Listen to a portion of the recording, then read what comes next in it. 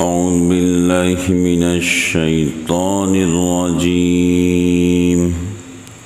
بسم الله الرحمن الرحيم. سبحان الذي أسرى بعبده ليلا من المسجد الحرام إلى المسجد الأقصى الذي باركنا حوله لنريه من آياتنا إنه هو السميع البصير. شروع اللہ کے نام سے جو بے حد مہربان نہایت رحم والا ہے.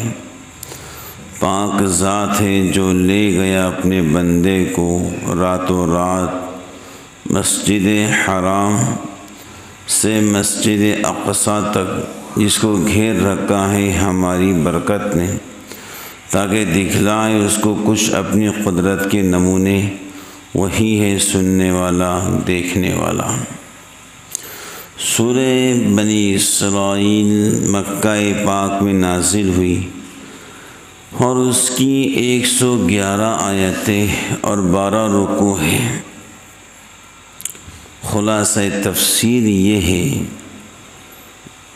کہ وہ ذات پاک ہے جو اپنے بندے محمد صلی اللہ علیہ وسلم کو شب کے وقت مسجد حرام یعنی مسجد کعبہ سے مسجد اقصی یعنی بیت المقدس تک، جس کے آس پاس کے ملک شام ہیں، ہم نے دینی و دنیاوی برکتیں کر رکھی ہیں. دینی برکت یہ ہے وہاں بکثرت انبیاء علیہ السلام کی قبریں ہیں. یعنی بکثرت انبیاء علیہ السلام وہاں مدفون ہیں، یعنی آرام کر رہے اپنی قبروں کے اندر.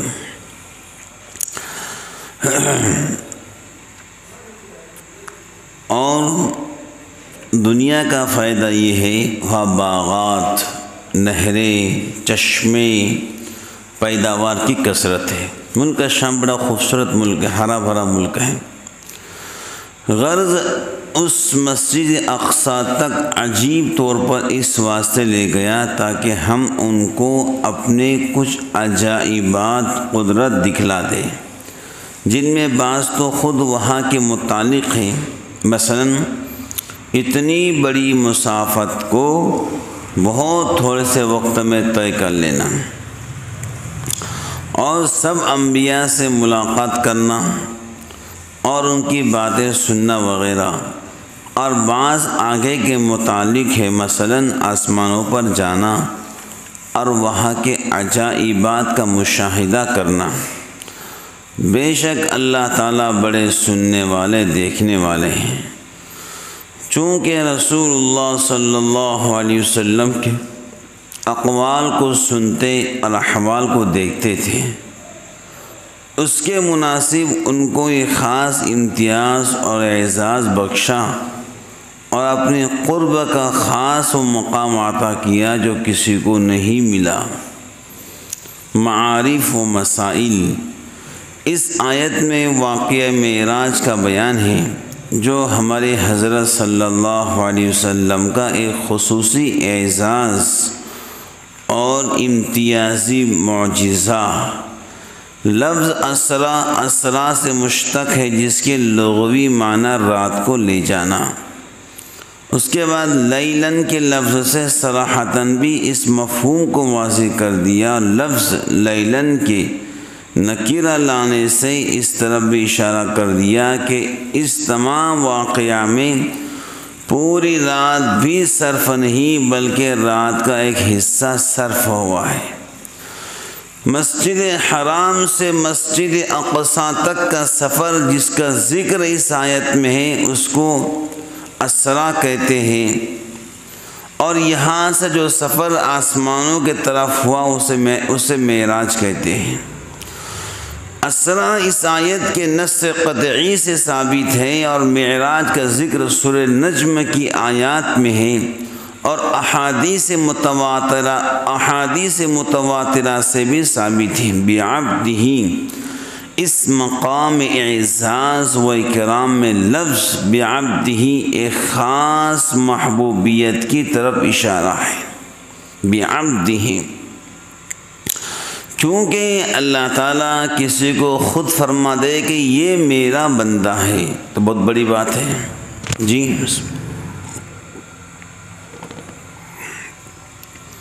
بھائی، اللہ تعالیٰ کا یہ کہنا کہ یہ میرا بندہ ہے بہت بڑی بات ہے۔ بعبدہ یہ میرا بندہ ہے، اس سے بڑھ کر کسی بشر کا بڑا اعزاز نہیں ہو سکتا۔ بشر یعنی انسان کا۔ حضرت تو یہ ایسا ہے جیسے ایک دوسری آیت میں عباد الرحمن الذین فرما کر اپنے مقبولان بارگاہ کا اعزاز بڑھانا مقصود ہے۔ اس سے یہ بھی معلوم ہوا کہ انسان کا سب سے بڑا کمال یہ ہے کہ وہ اللہ کا بندہ کامل بن جائے۔ بندہ وہی ہے جس کے اندر بندگی ہو، بندہ وہی ہے جس کے اندر بندگی ہو، اگر جس میں بندگی نہ ہو وہ سراسر گندہ ہوتا ہے۔ بات سمجھ گئے؟ تو اس سے یہ بھی معلوم ہوا کہ انسان کا سب سے بڑا کمال یہ ہے کہ وہ اللہ کا عبد یعنی بندہ کامل بن جائے۔ اس لیے کہ خصوص اعزاز کے مقام پر آپ کی بہت سی صفات کمال میں سے صفت عبدیت کو اختیار کیا گیا، اور اس لفظ سے ایک بڑا فائدہ یہ بھی مقصود ہے کہ اس حیرت انگیز سفر سے جس میں اول سے آخر تک سب فوق العادت معجزات ہی ہیں، کسی کو خدائی کا وہم نہ ہو جائے۔ جیسے عیسیٰ علیہ السلام کے آسمان پر اٹھائے جانے سے عیسائیوں کو دھوکہ لگا، اس نے لفظ عبد کہہ کر یہ بتلا دیا کہ ان تمام صفات و کمالات اور معجزات کے باوجود جناب رسول اللہ صلی اللہ علیہ وسلم بندے ہیں، خدا نہیں ہے۔ اتنا اعزاز دینے کے بعد بھی کسی کو دھوکہ نہ لگے اور کوئی غلط فہمی کا شکار نہ ہو جائے۔ جیسے عیسیٰ بن مریم کو اللہ نے اٹھایا آسمانوں پر زندہ، تو عیسائیوں کو دھوکہ لگا کہ وہ خدا ہے۔ تو حضرت بھی آسمان پر گئے ہیں معراج کے موقع پر، اللہ تعالیٰ نے بعبدہ ہی کا لفظ لا کر بتلا دیا یہ بندے ہیں، خدا نہیں ہے۔ بات سمجھ گئے؟ قرآن مجید کے ارشادات اور احادیث متواترہ سے جن کا ذکر آگے آتا ہے ثابت ہے۔ اسرا و معراج کا تمام سفر صرف روحانی نہیں تھا بلکہ جسمانی بھی تھا۔ بات سمجھ گئے؟ حضرت معراج پر جو ہے اپنے جسم کے ساتھ میں گئے ہیں۔ یہ جسم سفر خواب نہیں تھا، معراج کا سفر خواب بھی نہیں تھا، روحانی بھی نہیں بلکہ جسمانی تھا۔ کیا تھا بولو؟ بنفس نفیس آپ خود گئے ہیں۔ جیسے آپ سفر کرتے ہیں کہیں کا بھی تو آپ چاہتے ہیں کہ آپ خواب دیکھتے ہیں، خواب دیکھنا اور ہوتا ہے، جانا اور ہوتا ہے۔ بات سمجھ گئے؟ تو حضرت کا یہ سفر جسمانی تھا، جیسے عام انسان سفر کرتا ہے ایسے آپ کا ایک سفر تھا۔ قرآن کریم کے پہلے لفظ سبحان میں اس طرف اشارہ موجود ہے، کیونکہ یہ لفظ تعجب اور کسی عظیم الشان امر کے لیے استعمال ہوتا ہے۔ اگر معراج صرف روحانی بطور خواب کے ہوتی تو اس میں کون سی عجیب بات ہے؟ خواب میں تو انسان کیا نہیں دیکھتا ہے، کوئی آسمان دیکھتا ہے، کوئی ستارے دیکھتا ہے۔ آج وہ لوگ خواب میں ستارے دیکھتے ہیں، آسمان دیکھتے ہیں، چاند اور سورج کو دیکھتے ہیں۔ اگر یہ سفر معراج روحانی ہوتا، خواب ہوتا، تو پھر تو کون سی عجیب بات تھی، لیکن سفر معراج حضرت کو جو ہوا جسمانی ہوا۔ تو خواب تو ہر مسلمان بلکہ ہر انسان دیکھ سکتا ہے کہ نہیں، کہ میں آسمان پر گیا، فلاں کام کیا، فلاں کام کیا۔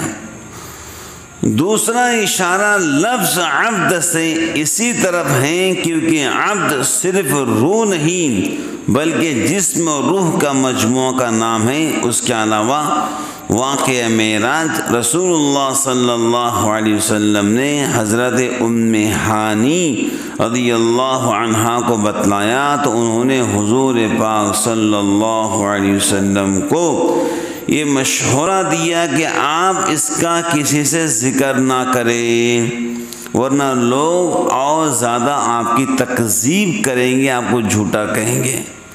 اگر معاملہ خواب کا ہوتا تو اس میں تکذیب کیا بات تھی؟ اگر معاملہ خواب کا ہوتا تو لوگ جھوٹ کہے تو کیا مطلب، کوئی مسئلہ نہیں ہے، بات سمجھ گئے۔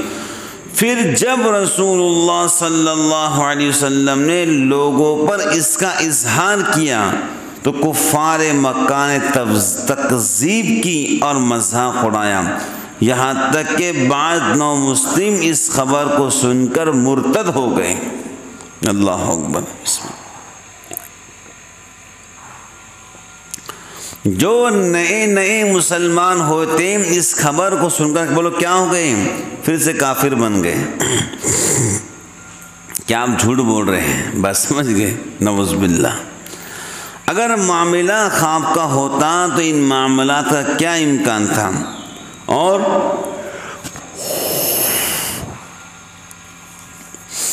یہ بات اس کے منافی نہیں کہ آپ کو اس سے پہلے بعد میں کوئی معراج روحانی بصورت خواب بھی ہوئی ہو۔ جمہور امت کے نزدیک آیت قرآن وَمَا جَعَلْنَا الرُّؤْيَا الَّتِي أَرَيْنَاكَ، رؤیا سے مراد رؤیت ہے، مگر اس کو بلفظ رؤیا جو اکثر خواب دیکھنے کے معنی میں استعمال ہوتا ہے، تعبیر کرنے کی وجہ یہ ہو سکتی کہ اس معاملے کو تشبیہ کے طور پر رؤیا کہا گیا ہو۔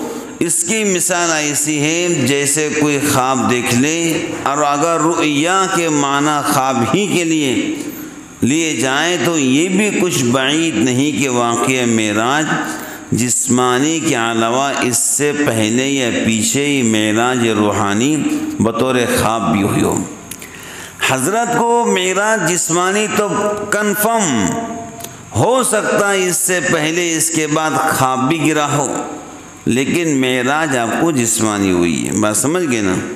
اس لیے حضرت عبداللہ بن عباس اور حضرت امی عائشہ رضی اللہ تعالی عنہا سے جو اس واقعہ کا خواب ہونا منقول ہے وہ بھی اپنی جگہ صحیح ہے، مگر اس سے یہ لازم نہیں آتا کہ معراج جسمانی نہ ہوئی ہو۔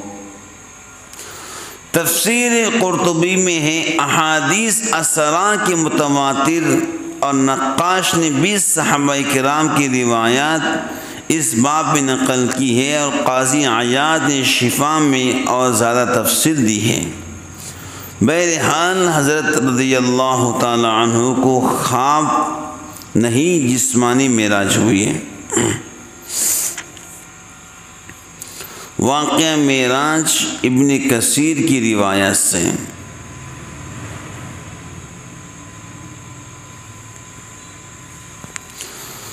امام ابن کثیر رحمۃ اللہ علیہ نے اپنی تفسیر میں آیت مذکورہ کی تفسیر اور احادیث متعلقہ کی تفصیل بیان کرنے کے بعد فرمایا، حق بات یہ ہے کہ نبی کریم صلی اللہ علیہ وسلم کو سفر اسرا بیداری میں پیش آیا، خواب بھی نہیں۔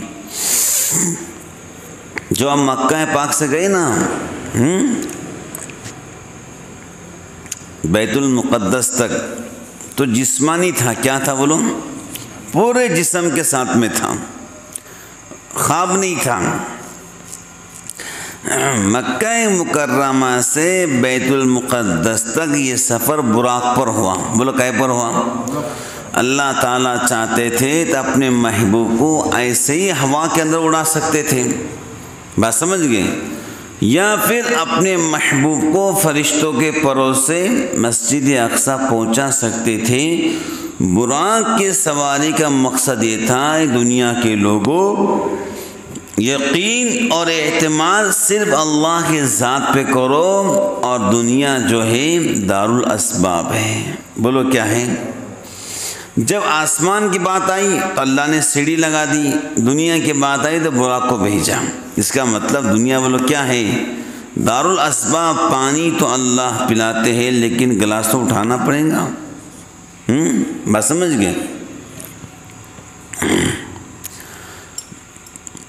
جب دروازہ بیت المقدس پر پہنچے تو براق کو دروازے کے قریب باندھ دیا اور آپ مسجد بیت المقدس میں داخل ہوئے۔ اس کے قبلے کی طرف تحیت المسجد کے 2 رکعتیں ادا فرمائی۔ اس کے بعد ایک زینہ لایا گیا جس میں نیچے سے اوپر جانے کے درجے بنے ہوئے تھے۔ اس زینے کے ذریعے آقا صلی اللہ علیہ وسلم کو آسمان پر لے جایا گیا۔ اس کے بعد باقی آسمانوں پر تشریف لے گئے۔ اس زینے کی حقیقت تو اللہ کو معلوم ہے کیا ہے، کیسی ہے۔ آج کل بھی زینے کی بہت سے قسمیں دنیا میں رائج ہیں۔ ایسے زینے بھی ہیں جو خود حرکت میں لفٹ کی صورت کے زینے بھی ہیں۔ اس معجزانہ زینے کے متعلق کسی شک و شبہ میں پڑنے کا کوئی مقام نہیں۔ ہر آسمان میں وہاں کے فرشتوں نے آپ کا استقبال کیا، اور ہر آسمان میں ان انبیاء علیہم السلام سے ملاقات ہوئی جن کا مقام کسی معین آسمان پر ہے۔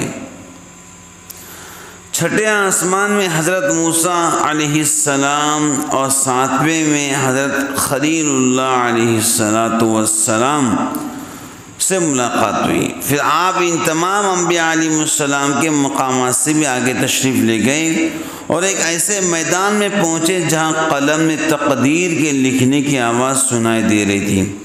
آپ نے سدرۃ المنتہا کو دیکھا جس پر اللہ کے حکم سے سونے کے پروانے، مختلف رنگ کے پروانے گر رہے ہیں، اور جس کو اللہ کے فرشتوں نے گھیرا ہوا تھا۔ اسی جگہ حضرت جبرائیل امین علیہ السلام کو آقا صلی اللہ علیہ وسلم نے ان کی اصلی شکل میں دیکھا، جن کے 600 بازو تھے، اور وہیں پر ایک رف سبز رنگ کا دیکھا جس نے افق کو گھیرا ہوا تھا۔ رف ہرے رنگ کی پالکی، اور آپ نے بیت المعمور کو بھی دیکھا جس کے پاس بانی کعبہ حضرت ابراہیم علیہ السلام بیٹھے،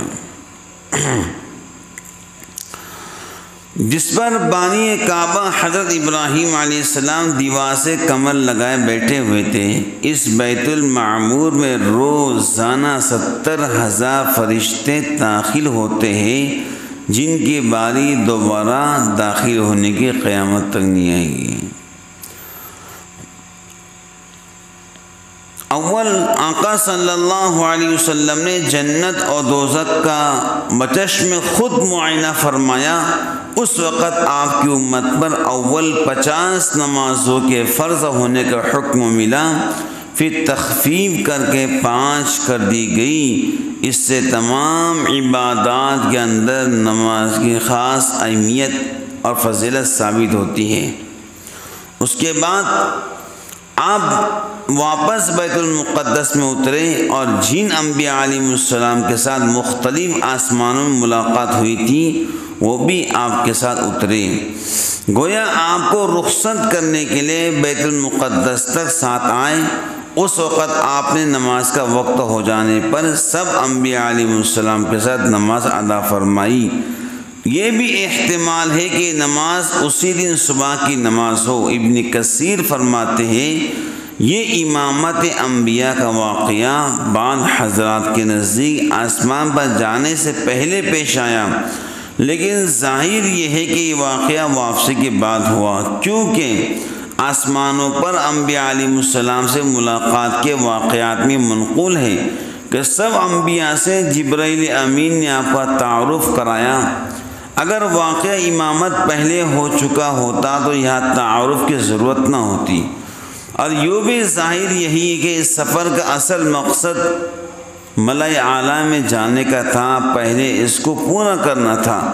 اقرب معلوم ہوتا ہے پھر جب اس اصل کام سے فراغت ہوئی تو تمام انبیاء علیہ السلام آپ کے ساتھ مشایعت رخصت کے ساتھ بیت المقدس تک آئے، اور آپ کو جبرائیل امین کے اشارے سے سب کا امام بنا کر آپ کی سیادت اور سب پر فضیلت کا عملی ثبوت دیا گیا۔ اس کے بعد آپ بیت المقدس سے رخصت ہوئے اور براق پر سوار ہو کر اندھیرے وقت مکہ معظمہ پہنچ گئے۔ واللہ سبحانہ و تعالی عالم۔ اللہ تعالیٰ عمل کی توفیق عطا فرمائے، آمین۔ وآخر دعوانا ان الحمد للہ رب العالمین۔